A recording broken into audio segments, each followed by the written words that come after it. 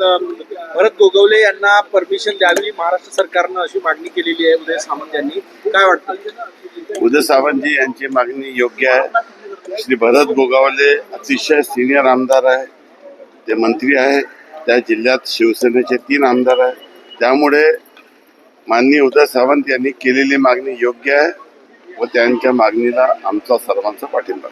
कुठेतरी ज्या ठिकाणी म्हणजे जिथे तुमचे आमदार नाही तिथे पळवापळवी सुरू आहे महायुतीच्या एक पक्षातून, त्यावर नाराजी व्यक्त केलेली आहे शिवसेने शिंदे साहेबांनी. मला या संदर्भात काय वाटतं एकूणच जी टीका होत आहे विरोधकांकडनं?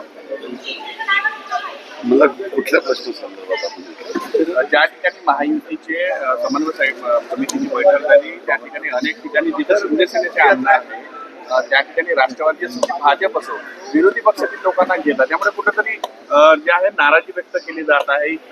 अशा पद्धतीने जर लोक घेतलं तर आमच्या लोकांमध्ये नाराजी अशी शिंदे साहेबांना माहिती. मला असं वाटतं की या संदर्भामध्ये समन्वय समितीच्या बैठकीत चर्चा करून योग्य निर्णय करू. महाराष्ट्राच्या जनतेने महायुतीला खूप मोठा मॅन्डेट दिलेला आहे आणि खूप मोठा मॅन्डेट दिल्यामुळे आम्हाला देखील आमची सर्वांची 3 पक्षाची जबाबदारी आहे की एकमेकाला विश्वासात घेऊन एकमेकांचे मन न दुखवता महाराष्ट्राच्या जनतेच्या हितासाठी आणि महाराष्ट्राच्या कल्याणासाठी आपण सर्वांनी मिळून काम करूया.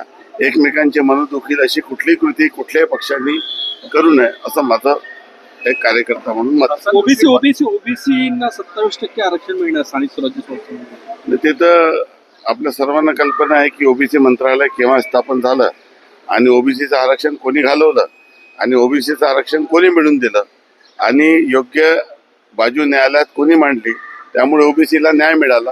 हे महाराष्ट्राच्या जनतेला आता कळून चुकलेलं आहे. अजितदादा मुख्यमंत्री झाले पाहिजे असं हसन मुश्रीफ म्हणाले, काही दिवसांपूर्वी सुनील तटकरे सुद्धा म्हणाले.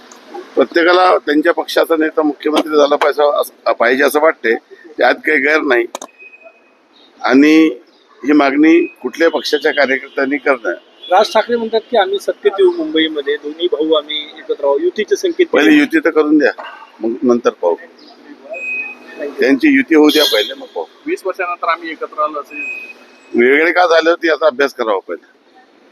थँक्यू.